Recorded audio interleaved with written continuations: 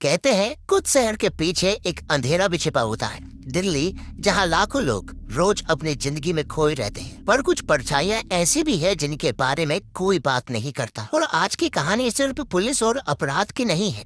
ये कहानी है उन लड़कियों की जिनके चीखें दीवारों में कैद रह गई, उन माओ की जो अपने बच्चों का नाम तक नहीं जान पाए। ये कहानी उन दरिंदों की भी है जिन्हें रोकना अब सिर्फ एक ड्यूटी नहीं बल्कि एक जंग बन चुकी है। इस सीजन में हम उतर रहे हैं उस अंधेरी दुनिया में जहां तस्करी के धंधे का हर कदम खून और खामोशी से लिखा गया है, जहां बड़ी दीदी नाम की परछाई पूरे नेटवर्क को चलाती है और जहां इंसानियत की सबसे बुरी हकीकत सामने आती है। तो चलिए शुरू करते हैं एक ऐसी खोज जो सीमाओं से भी आगे जाती है, एक ऐसी जांच जो सच का दरवाजा खोलती है और एक ऐसी कहानी जो आपको भीतर तक हिला देगी। तो चलिए दोस्तों, दिल्ली क्राइम वेब सीरीज के सीजन 3 को आज हम एक्सप्लेन करते हैं और जानते हैं इसकी पूरी कहानी। वीडियो अगर अच्छा लगे तो वीडियो को लाइक करके चैनल को सब्सक्राइब जरूर कीजिएगा ताकि आपको इसी तरह के लेटेस्ट और फ्रेश कंटेंट मिलते रहे। तो सीरीज की शुरुआत होती है हरियाणा के रोहतक से, जहां हमें सामूहिक विवाह को दिखाया जाता है। इस सामूहिक विवाह में बहुत सारी ऐसी लड़कियां थी जिनकी उम्र जो है वो लगभग 19 से 20 साल की थी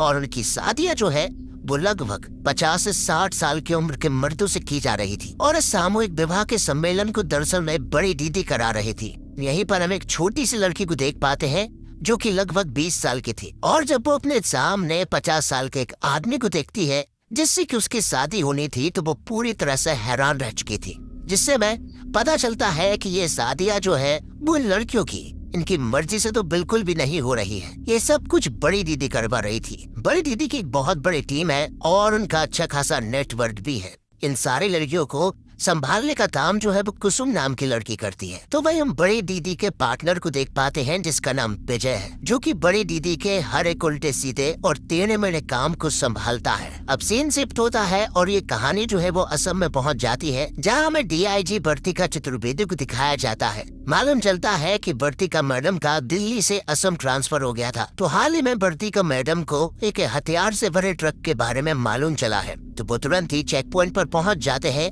और अपने बहुत सारे पुलिस वालों को भी वो अपने साथ लेकर गए थे। अब वो उस ट्रक का इंतजार करने लगते हैं और फिर थोड़ी देर के बाद जब वो ट्रक चेक पॉइंट पर पहुंचा तो अचानक से ट्रक में से कुछ लोग उतरते हैं और वो इनके ऊपर फायरिंग करना स्टार्ट कर देते हैं। लेकिन पुलिस बहुत सारी थी, इसलिए वो सारे लोग वहाँ से भाग जाते हैं। सिर्फ और सिर्फ ड्राइवर यहाँ पर रुकता है और वो अपने आप को सरेंडर कर देता है। वर्तिका मैडम जब ट्रक के पास गई और उन्होंने जब ट्रक को खोला तो उस ट्रक के अंदर से बहुत सारी लड़कियां मिलती है जिन्हें एक जगह से दूसरी जगह ले जाया जा रहा था इल्लीगली रूप से। उस ट्रक के ड्राइवर से जब पूछताछ की जाती है तो पता चलता है कि इन सारी लड़कियों को दरअसल में दिल्ली ले जाया जा रहा था और ट्रक ड्राइवर जो है वो इन लोगों के साथ नहीं मिला हुआ था, इसलिए उसे कुछ भी ज्यादा नहीं मालूम है। अब इन सारी लड़कियों की जब जाँच की जाती है तो मालूम चलता है कि इनमें से बहुत सारी लड़कियां ऐसी हैं जो कि बहुत पढ़ी लिखी हैं। इन सारी लड़कियों से जॉब का वादा किया गया था, इसलिए इन सारी लड़कियों को दिल्ली ले जाया जा रहा था। यहाँ वर्तिका मैडम को एक बात और मालूम चलती है कि एक और ट्रक था जो कि कुछ घंटे पहले ही दिल्ली की ओर रवाना हो चुका है। इसलिए वर्तिका मैडम तुरंत ही भूपेंद्र के पास कॉल करती है और यहाँ की सारी जानकारी देती है और ये भी बताती है कि एक और ट्रक था जो कि दिल्ली पहुंच चुका है। तुम्हें इस ट्रक को ढूंढना है जिसमें बहुत सारी लड़कियां हैं। तो एक दूसरी तरफ हमें नीति को दिखाया जाता है जिसका अपने पति से डिवोर्स होने वाला है, क्योंकि दीपेंद्र जो है वो किसी दूसरी लड़की से प्यार करता है जिसका नाम मलिका है और वो जल्द ही शादी करने वाले हैं। कि तभी नीति के पास बिमला का कॉल आता है और वो उन्हें तुरंत ही एक इमरजेंसी केस के लिए एम्स बुलाती है। थोड़ी देर के बाद जब नीति हॉस्पिटल पहुंची तो उसे मालूम चला कि एक औरत ने 2 साल की बच्ची को इस हॉस्पिटल में छोड़कर चली गई है और उसके ऊपर बहुत सारे चोट के निशान हैं, जिस वजह से उस छोटी सी बच्ची की हालत बहुत ही ज्यादा नाजुक है। डॉक्टर बताते हैं कि इंटरनल ब्लीडिंग और बहुत सारी इंजरी होने के कारण ये केस जो है वो बहुत सीरियस है और शायद हम उसे बचा भी ना पाए। डॉक्टर बताते हैं कि ये केस दरअसल में असॉल्ट का है और उसके मुंह पर किसी ने वाइट भी किया है। ये सारी चीजें पता होने के बाद अब नीति और बाकी सारे ऑफिसर जो है वो सीसीटीवी कैमरे से उस औरत के बारे में पता करने लगते हैं। जब सीसीटीवी फुटेज को देखे गए तो उन्होंने एक औरत को देखा और बस 2 साल की बच्ची को इसी हॉस्पिटल में छोड़कर जा रही थी। अब हॉस्पिटल में एंटर होने से पहले वो एक ऑटो से उतरी थी। ऑटो के जब नंबर को चेक किया गया तो अब वो लोग उस ऑटो ड्राइवर से पूछताछ करने के लिए पहुंच जाते हैं कि आखिरकार ये लड़की कहाँ से बैठी थी। तब वो ऑटो ड्राइवर बताता है कि मैंने इसे एक लॉज के पास से बिठाया था। ये बहुत ही घबराई हुई थी और उसके बेटे को बहुत तकलीफ थी। इमरजेंसी केस था, इसलिए ज्यादा पूछताछ ना करते हुए मैंने उसे हॉस्पिटल में छोड़ दिया। जब ये सारी बातें जयराज को मालूम चली तो वो इसके बारे में अपने ऑफिसर्स को इन्फॉर्म करता है और वो तुरंत ही उस लॉज के पास जाने लगते हैं। दूसरी तरफ हम देखते हैं असम में वर्तिका मैडम को, जो कि अपने सीनियर ऑफिसर से इस केस पर जांच करने की मांग करती है। लेकिन सीनियर ऑफिसर का कहना यह था कि आप वापस अपने स्टेट मतलब कि दिल्ली नहीं जा सकती है। वर्तिका मैडम बताती है कि ये बहुत ही सीरियस केस है, अगर इसमें उसने इंटरफेयर नहीं किया तो बहुत प्रॉब्लम हो सकती है। सीनियर ऑफिसर नहीं मान रहा था।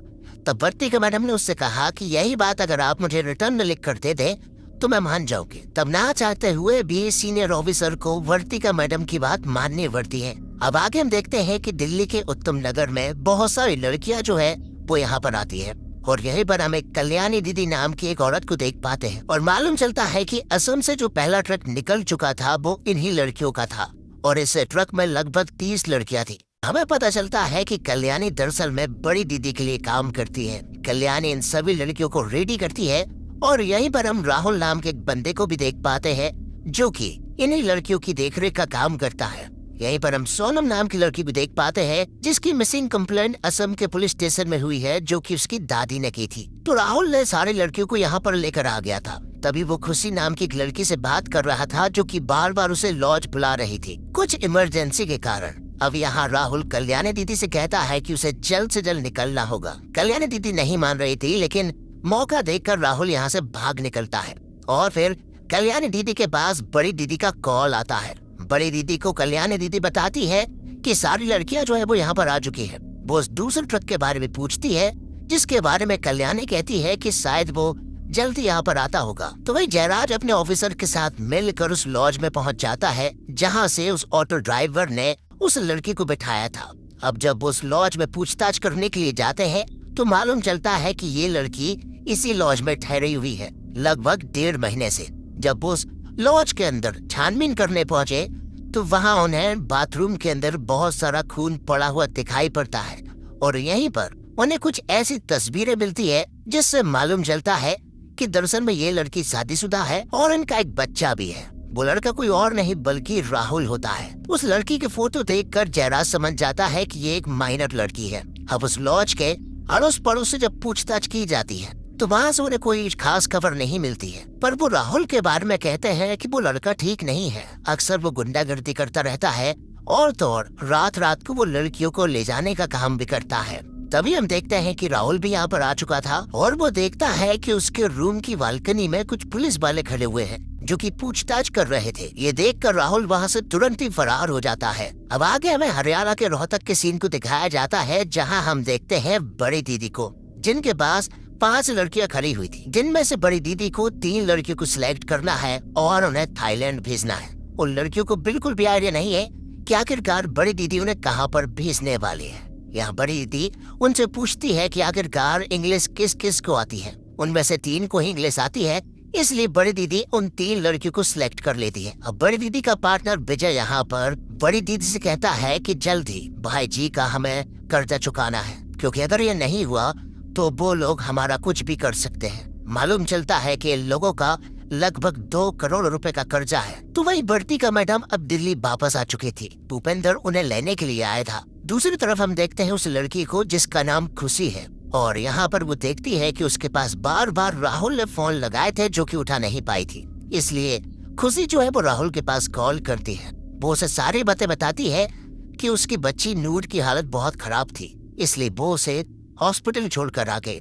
राहुल से कहता है कि तुमने बहुत अच्छा किया। खुशी ने जब उसे बताया कि वो एम्स के गार्डन में ही बैठी हुई है, तब राहुल उससे कहता है कि तुम्हें कहीं भी जाने की जरूरत नहीं है और पुलिस वालों के पास तो बिल्कुल भी मत जाना। मैं वहाँ आ रहा हूँ, जिसके बाद हम हमारी बच्ची को वापस लेकर आ जाएंगे। दूसरी तरफ हम देखते हैं कि उस बच्ची का ऑपरेशन हो रहा था क्योंकि उसे बहुत ही ज्यादा इंटरनल इंजरी हुई थी ब्रेन में। उस बच्ची की हालत काफी नाजुक है, ये बात नीति को बता दिया जाता है। अब नीति अपने सारे ऑफिसर्स के साथ मिलकर राहुल और खुशी के बारे में पता करने लगते हैं। उन्हें पता चला है कि अभी तक कोई भी हॉस्पिटल नहीं आया है। नीति अपने ऑफिसर से कहती है कि उस बच्ची की माँ जल्दी हॉस्पिटल आएगी, इसलिए किसी न किसी को तो वहाँ पर रहना बहुत जरूरी है और हमें उसकी देखरेख भी करनी होगी। तब जयराज और बिमला जो है वो एम्स हॉस्पिटल पहुँच जाते हैं। वहाँ जाकर वो सारी चीजें देख रहे थे। बिमला जो है वो सीसीटीवी फुटेज से सारी चीजें देख रही थी। तो वही हम देखते हैं खुशी को, जो कि राहुल के आने का इंतजार कर रही थी। जब राहुल यहाँ पर आया तो वो उसे अपनी कार में बैठने के लिए कहता है, लेकिन यहाँ खुशी उससे कहती है कि वो कार को पार्किंग में लगा कर आए। लेकिन राहुल तो उसे यहाँ से ले जाना चाहता था, जबकि खुशी अपनी बेटी के बिना नहीं जाने वाली थी। तब राहुल खुशी के साथ जोर जबरदस्ती करता है और उसे अपने साथ कार में ले जाता है कि तभी बिमला देखती है कि राहुल और खुशी जो है वो सीसीटीवी कैमरे में दिख रहे हैं। वो इसके बारे में तुरंत ही जयराज को बताते हैं और अब वो राहुल का पीछा करने लगते हैं। राहुल को भी ये बात मालूम चल चुकी थी कि पुलिस वाले उनका पीछा कर रहे हैं और जैसे तैसे वो पुलिस वालों को चकमा देकर एक जगह पर पहुंच जाता है और वो खुशी से कहता है कि जल्दी से यहाँ से चलो वरना पुलिस हमें पकड़ लेगी। खुशी कार से नहीं उतरती है, जिस वजह से थोड़ी देर के बाद ही जयराज यहाँ पर अपने ऑफिसर्स के साथ पहुंच जाता है।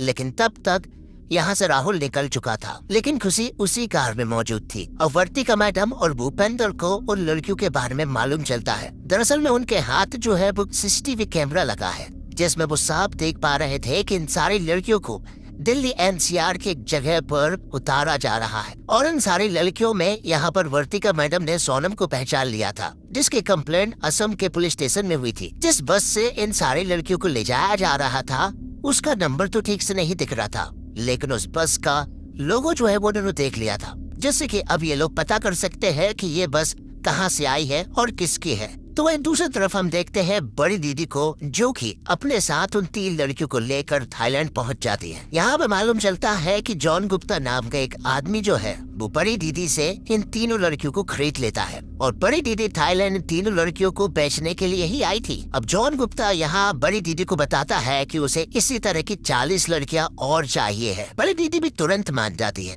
और वो जॉन गुप्ता से कहती है कि उसे हर एक लड़की का 15 लाख रुपए चाहिए, जिसके लिए जॉन गुप्ता भी मान जाता है। लेकिन ये लड़कियां उसे जल्द से जल्द चाहिए है। बड़ी दीदी के लिए इतना आसान तो नहीं था, लेकिन उसका नेटवर्क काफी मजबूत है और ये पैसे उसे जल्द से जल्द कमाने हैं, क्योंकि उसे भी कर्जा चुकाना है। अब बिमला खुशी से पूछताछ करने के लिए जाती है, लेकिन बिमला को तो यहाँ पर खुशी कुछ भी नहीं बता रही थी, बल्कि वो तो राहुल को प्रोटेक्ट कर रही थी। तो वही आगे हम देखते हैं कि नीति और दीपेंद्र का डिवोर्स जो है वो फाइनल हो चुका था। दोनों ही अब अपने अपने रास्ते पर थे और फिर फाइनली वर्तिका चतुर्वेदी जो है वो अपनी पुरानी टीम से मिलती है। पूरी टीम वर्तिका मैडम को देखकर काफी खुश होती है। तो वर्तिका मैडम जब यहाँ पर पहुंची तो उन्होंने देखा कि यहाँ पर दरअसल में छोटी सी बच्ची का केस चल रहा है। यहाँ पर उस फोटो में उन्होंने राहुल को देखा, उस बच्ची की माँ खुशी को भी देखा और यहाँ मैडम अपने केस के बारे में भी बताती है। तो वही बड़ी दीदी इंडिया वापस आ चुकी थी। इंडिया आते ही जॉन गुप्ता ने उसके पास कॉल किया और कहा कि लड़कियां बहुत अच्छी हैं, इसलिए उसे 40 लड़कियां जल्द से जल्द चाहिए, जिसके लिए बड़ी दीदी हाँ कर देती है। अब भूपेंद्र और वर्तिका मैडम जो है उस बस वाले के पास पहुंच जाते हैं। मालूम चलता है कि ये बस दरअसल में शादियों के लिए दी जाती है और पता चलता है कि वो बस जो है वो अमजद खान नाम के एक आदमी ने लेकर गया है और हमें यहाँ बताया जाता है कि वो अमजद खान कोई और नहीं बल्कि राहुल होता है, जिससे मालूम चलता है कि जो लड़कियां गायब हुई हैं और जो छोटी बच्ची है उन दोनों का केस जो है वो कनेक्टेड है। अब न किसी भी हालत में राहुल मतलब कि अमजद खान को ढूंढना होगा, लेकिन राहुल भी बहुत ही चालाक है। उसे मालूम चल गया है कि पुलिस जो है वो उसे ढूंढ रही है, इसलिए वो खुद को छिपाने की कोशिश कर रहा है। दूसरी तरफ हम देखते हैं कल्याणी दीदी को, जो कि अपने साथ 30 लड़कियों को लेकर बड़ी दीदी के पास लेकर जाती है। बड़ी दीदी इन सारी लड़कियों को चेक करती है और यहाँ पर उन्हें 10 लड़कियां कम मिलती हैं। यहाँ कल्याणी के द्वारा पता चलता है कि जो 10 लड़कियां असम से ट्रक में आ रही थी, उन लड़कियों को पुलिस वालों ने पकड़ लिया है। एक DIG है जो कि हमारे नाक में दम कर रही है, जिसका नाम वर्तिका चतुर्वेदी है। तो अब बड़ी दीदी इन सारी लड़कियों से मिलती है। वो देखती है कि ये सारी लड़कियां बहुत खूबसूरत है और जॉन गुप्ता इन्हें देखकर खुश हो जाएगा, लेकिन जॉन गुप्ता को 40 लड़कियां चाहिए है और ये सिर्फ 30 है, इसलिए बड़ी दीदी को 10 और लड़कियां चाहिए है। अब वर्तिका मैडम जो है वो खुशी से पूछताछ करती है। खुशी तो अभी भी कुछ बताने को राजी नहीं थी, लेकिन बाद में अब खुशी जो है वो वर्तिका मैडम को सब कुछ बताने लगी। वो कहती है कि वो बहुत छोटी थी तब से ही उसके साथ दुष्कर्म होता आ रहा है। बचपन में ही उसे किसी ने कल्याणी को बेच दिया था और वहाँ भी उसके साथ बहुत ही बुरे काम हो रहे थे। तभी उसकी मुलाकात राहुल से हुई थी और फिर राहुल और वो एक दूसरे से प्यार करने लगे थे, इसलिए हमने शादी भी कर ली थी। कल्याणी के पास से राहुल को एक छोटी सी बच्ची भी मिली थी जिसका नाम हमने नूर रखा था। नूर से हम दोनों बहुत ज्यादा प्यार करते हैं, वो हमारी जिंदगी है। लेकिन एक दिन नूर जो है वो बहुत ज्यादा रो रही थी। वो चुप होने का नाम ही नहीं ले रही थी। लगभग 1 से 2 दिन हो चुके थे, वो चुप नहीं हो रही थी। वो राहुल के पास भी बार बार कॉल करती है लेकिन राहुल भी कॉल नहीं उठा रहा था। और फिर नूर ने मेरे हाथ में काट लिया था। ये देखकर मुझे गुस्सा आ गया और फिर मैंने भी उसके मुंह पर काट लिया, जिसके बाद जब खून बहने लगा तो मैं उसे बाथरूम में ले गए। मैं नूर की सफाई जो है वो वॉश बेसिन के ऊपर रखकर कर रही थी, लेकिन तभी अचानक से नूर जो है वो वहाँ से गिर जाती है और उसकी हालत जो है वो काफी ज्यादा खराब हो चुकी थी। उसे काफी ज्यादा चोट आई थी, इसलिए मैं उसे हॉस्पिटल लेकर गई थी और मैं बहुत घबराई हुई थी, इसलिए मैं वहाँ नहीं रुकी। लेकिन खुशी ने यहाँ पर कल्याणी दीदी के बारे में सब कुछ बता दिया था कि वो 1 नंबर की घटिया औरत है जो कि लड़कियों को बेचने का काम करती है और वो चकले पर बिठाने का काम करती है और तो और लड़कियों को बेच भी देती है। ये बात सुनकर यहाँ पर भूपेंद्र और नीति जो है वो अगले ही दिन कल्याणी के घर पर पहुँच जाते हैं। कल्याणी जब यहाँ पर देखती है कि उसके घर पर पुलिस वाले आए हैं तो वो बहुत ज्यादा सीधे साधे बनने की कोशिश करती है, लेकिन पुलिस वाले उसे अरेस्ट करके अपने साथ ले जाते हैं। दूसरी तरफ हम देखते हैं आसिफा नाम की लड़की को जिसके पास राहुल आया हुआ था।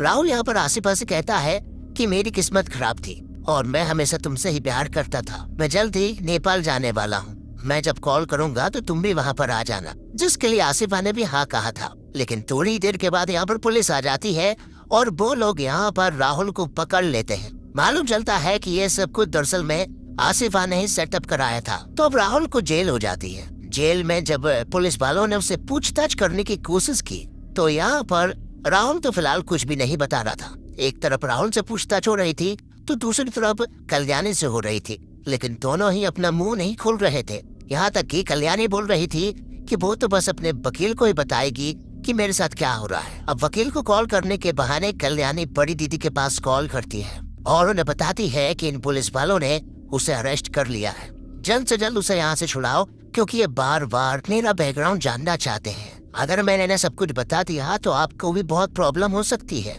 इसलिए यहाँ पर बड़ी दीदी कहती है कि प्रॉब्लम की कोई बात नहीं है, मैं वकील भेज रही हूँ और वो जल्दी तुम्हें बेल दिलाएगा, तुम्हें बस मुंह नहीं खोलना है। तो अब कल्याणी को कोर्ट ले जाया जाता है जहाँ पर बड़ी दीदी ने वकील भी भेजा था। यहाँ पर वकील जो है वो बेल की मांग कर रहा था, लेकिन वर्तिका मैडम बताती है कि हमें बहुत सारे ऐसे सबूत मिले हैं जिससे कि ये देखा गया है कि कल्याणी जो है वो बहुत सारे लड़कियों को बेचने का और चकले पर बिठाने का काम करती है, जिस वजह से हमें 3 दिन की रिमांड चाहिए। ये देखते हुए यहाँ पर जज साहब ने फैसला लिया कि अभी तो फिलहाल उसे बेल नहीं मिलेगी और उसे पुलिस स्टेशन में ही रखा जाएगा 3 दिन की रिमांड पर। तो कल्याणी की बेल नहीं हुई थी, इसलिए वो बहुत ही नाखुश थी। वो अपने ही वकील को बुरी तरह से सुना रही थी, जिसके बाद पुलिस वाले उसे अपने साथ ले जाने लगते हैं कि तभी हम देखते हैं 2 बाइकर को जो कि कोर्ट के अंदर घुस जाते हैं और कल्याणी को शूट करके यहाँ से भाग निकलते हैं, जिससे कि कल्याणी की मौके पर ही मौत हो जाती है।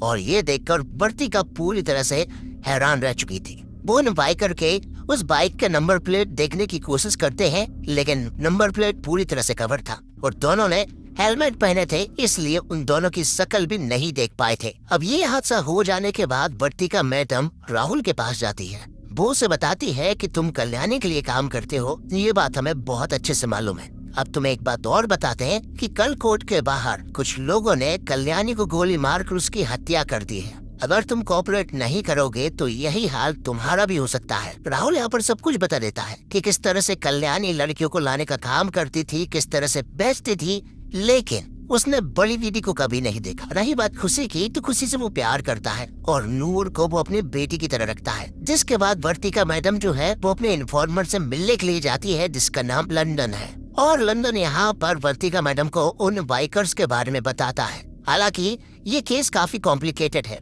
उन लोगों के बारे में पता करना काफी मुश्किल है, लेकिन फिर भी वो पूरी कोशिश करेगा। अब आगे हम देखते हैं कि नीति जो है वो हरियाणा के रोहतक जाती है। दरअसल में बड़ी दीदी ने एक सामूहिक सम्मेलन जो है वो ऑर्गेनाइज कराया था, इसलिए वो वहाँ जाकर उस सम्मेलन की सारी इंफॉर्मेशन कलेक्ट करती है। यहीं पर एक सिमरन नाम की एएसआई मिलती है जो कि उसकी पूरी मदद भी करती है। तो वही दूसरी तरफ हम देखते हैं खुशी को, जिसे रिहैब सेंटर भेज दिया गया था। अब जब नीति जो है वो सिमरन से बात करती है तो सिमरन यहाँ नीति से कहती है कि एक बंदा है जो कि हमें बड़ी दीदी की खबर दे सकता है। वो लोग उस बंदे के पास जाते हैं और पूछते हैं कि आखिरकार बड़ी दीदी के बारे में तुम्हें क्या पता है। बड़ी दीदी के बारे में वो बंदा बताता है कि वो बहुत ही खराब औरत है जो कि लड़कियों को बेचने का काम करती है। यहाँ जितनी भी लड़कियों की शादी कराई थी वो सारी शादियाँ जो है वो उन बच्चियों की बड़े उम्र दराज आदमियों से कराई थी। उन्हीं में से एक का पता जो है वो आदमी सिमरन और नीति को दे देता है। दूसरी तरफ हम देखते हैं कि विजय जो है वो बड़ी दीदी से बात कर रहा था। विजय को जल्द से जल्द कर्जा चुकाना है और भाई जी को सारा पैसा देना है। लेकिन बड़ी दीदी का कहना है ये है कि अगर एक बार हमने जॉन गुप्ता को वो 40 लड़कियां भेज दी तो हमारे पास ढेर सारा पैसा आ जाएगा और फिर हमें कुछ भी करने की जरूरत नहीं पड़ेगी। आगे हम देखते हैं कि नीति और सिमरन जो है वो उस आदमी के बताए हुए पते पर पहुंच जाते हैं। वहाँ वो बात करते हैं तो पता चलता है कि यहीं पर एक लड़की की शादी हुई है जो कि एक उम्रदराज आदमी से हुई थी। वहाँ तो उन्हें कोई खबर नहीं मिलती है, लेकिन थोड़ी देर के बाद एक औरत जो है वो घर से बाहर निकल कर आती है। पता चलता है कि इसी लड़की की शादी हुई थी। वो लड़की बताती है कि उनकी हालत जो है वो काफी खराब थी। बड़ी दीदी ने इन सब की शादी कराई थी, लेकिन बड़ी दीदी बहुत ही घटिया किस्म की औरत है। जब इन आदमियों से कोई शादी नहीं करता है तो हम जैसी बच्चियों की शादी इन आदमियों से करा दी जाती है। 3-3 लाख रुपए में बड़ी दीदी ने हम सभी को बेच दिया था। अब वर्तिका चतुर्वेदी का इन्फॉर्मर लंदन जो है वो उनके पास कॉल करके उन्हें बताता है कि तुम्हारे शूटर्स का पता चल चुका है जो कि एक होटल में रुके हुए हैं। ये देखकर वर्तिका चतुर्वेदी और भूपेंद्र तुरंत ही वहाँ पहुँच जाते हैं। लेकिन तभी हम यहाँ पर विजय को देख पाते हैं जिसने उन दोनों को मार दिया था। अब वर्तिका और भूपेंद्र जब वहाँ पहुँचे तो उन दोनों ने इन्हें मरा हुआ देखा। जब वो बाहर आए तो यहाँ भूपेंद्र जो है वो विजय से मिलता है, लेकिन विजय ने भूपेंद्र के माथे पर गन लगा दी थी और कहा कि तुम एक पुलिस वाले हो इसलिए मैं तुम्हें नहीं मार रहा हूँ। भूपेंद्र यहाँ पर कुछ नहीं कर पाया, लेकिन उन्हें विजय के बारे में अब सारी इन्फॉर्मेशन लग चुकी थी। तो वही नीति और सिमरन को उस लड़की ने ब्रोथल का पता बता दिया था, इसलिए नीति और सिमरन वहाँ जाकर रेड डाल देते हैं और वहाँ उनकी मुलाकात कुसुम से होती है। उन लोगों ने कुसुम को पकड़ लिया था, लेकिन कुसुम यहाँ पर कुछ भी नहीं बता रही थी। यहाँ तक कि वो तो कह रही थी कि हमसे पंगा मत लो वरना आपका बहुत कुछ बुरा हो सकता है। नीति ने ये बात भूपेंद्र और वर्तिका चतुर्वेदी को भी बता दी थी। तो वहीं आगे हम देखते हैं कि अब इन सारी लड़कियों को ये लोग सूरत लेकर जा रहे थे, क्योंकि इस जगह पर अगर ये रही तो इनका यहाँ पर खतरा है और कभी भी पुलिस इनके ऊपर रेड डाल सकती है। इसलिए सूरत के फार्म हाउस पर ही ये लोग सेफ रह सकते हैं। तो आगे हम देखते हैं कि हरियाणा के रोहतक में यहाँ कुसुम जो है वो जेल में बंद थी, लेकिन यहाँ पर वकील आ जाते हैं और वो कुसुम को अपने साथ ले जाते हैं। यहाँ सिमरन कुछ नहीं कर पाई और तो और कुसुम ने यहाँ पर सिमरन से कह कर गई है कि चल वो बदला लेगी, तुम्हारे साथ बहुत कुछ बुरा होने वाला है। पर कुसुम के द्वारा यहाँ पर मैडम को शबनम बानो के बारे में मालूम चल गया था, इसलिए नीति सिंह और वर्तिका चतुर्वेदी और भूपेंद्र जो है वो शबनम बानो के घर जाते हैं। दरअसल में शबनम बानो जो है वो नूर की असली माँ होती है और ये लोग उसी को ढूंढ रहे थे। लेकिन जब वो लोग उसके परिवार में पहुंचे तो पता लगा कि शबनम बानो आज ही घर से भाग चुकी है। वो बहुत ही खराब औरत है और तो और उसने हमारे ट्रैक्टर में तक आग लगा दी। अब कल सिमरन और नीति ने जिस जगह पर रेड डाली थी उसी जगह पर सिमरन को एक कार भी मिली थी। वो उसकी इन्फॉर्मेशन निकलवाना चाहती है ताकि वो पता कर सके कि आखिरकार सब कुछ कनेक्टेड कैसे है। यहाँ वर्तिका चतुर्वेदी समझ जाती है कि अगर शबनम बानो भागी है तो वो ज्यादा दूर तक नहीं गई होगी और अगर गई भी होगी तो वो बस में तो जरूर बैठेगी। तब वो यहाँ से गुजरने वाली एक बस का इंतजार करते हैं और उसी बस में उन्हें यहाँ पर शबनम बानो मिल जाती है जिसकी हालत बहुत खराब थी।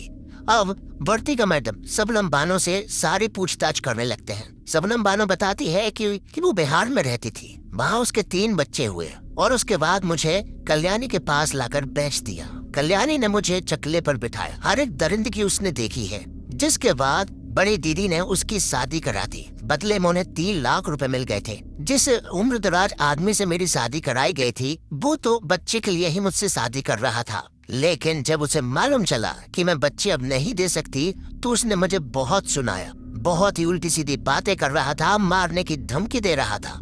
इसलिए मुझे गुस्सा आ गया। मैंने उसके घर के आसपास आग लगाई और तो और उसके ट्रैक्टर में भी आग लगा के वहाँ से भाग निकली। और तो और मेरे तीनों बच्चों को बेच दिया गया था। मेरा एक बेटा है और 2 बेटी है, और जो हॉस्पिटल में क्रिटिकल कंडीशन में है वो दरअसल मैं शबनम बानो की ही बेटी है। उसका नाम सना है। और यहाँ पर शबनम बानो अपनी बेटी को देखने के लिए जाती है, जिसकी हालत काफी क्रिटिकल थी। दूसरी तरफ इन सारी लड़कियों को गुजरात के सूरत भेज दिया गया था, और यहाँ पर इन सारी लड़कियों की ट्रेनिंग होगी, इन्हें तैयार किया जाएगा और फिर बाद में इन्हें थाईलैंड भेजा जाएगा। और यहाँ सिमरन ने उस कार का पता कर लिया था जो कि बड़ी दीदी का फार्म हाउस का था। जब सिमरन वहाँ जाकर पता करने की कोशिश करती है तो वहाँ उसकी मुलाकात एक आदमी से होती है जो कि उसे अंदर लेकर जाता है। सिमरन को ऐसा लगा कि शायद अब कुछ अच्छा हो सकता है, इसलिए वो नीति के पास कॉल करके बताती है कि वो एक जांच पड़ताल करने के लिए आई है। फिर इतना वो कह ही पाती कि तभी अचानक से वो आदमी सिमरन को बेहोश कर देता है। अगले सीन में हम देखते हैं कि वर्तिका चतुर्वेदी का इन्फॉर्मर लंदन जो है वो मैडम के पास कॉल करके बताता है कि आज मिस्टर खन्ना और बड़ी दीदी की मीटिंग होने वाली है, इस होटल में होने वाली है। यहाँ पर लंदन जो है वो वर्तिका चतुर्वेदी को बता भी देता है। ये देखकर वर्तिका मैडम तुरंत ही होटल में पहुंच जाती है। उन्हें पता चलता है कि मिस्टर खन्ना जो है वो आज ही यहाँ पर आने वाले हैं। लेकिन तभी हम देखते हैं कि जो सारे लोग यहाँ पर मौजूद थे उन्हीं में से एक लड़की को चक्कर आ जाता है। वो बेहोश खाकर गिर जाती है और मालूम चलता है कि ये लड़की कोई और नहीं बल्कि बड़ी दीदी होती है। और इसी के साथ वेब सीरीज का पहला पार्ट यहीं पर समाप्त होता है। उम्मीद करता हूँ दोस्तों आपको ये पार्ट पसंद आया होगा। अगला पार्ट भी मैं जल्द से जल्द अपलोड करूंगा, इसलिए आप हमारे चैनल के साथ बने रहे। धन्यवाद। जय हिंद, जय भारत, जय श्री राम।